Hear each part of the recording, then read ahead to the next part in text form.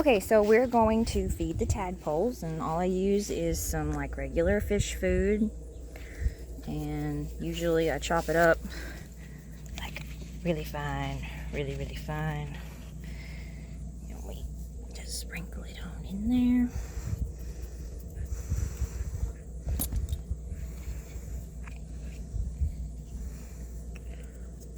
Just like that. See? And they eat the fish food. So yeah, I get rid of the mosquitoes and then I feed them fish food. That's the only one that came up though. Oh no. But yeah, that's where we're at.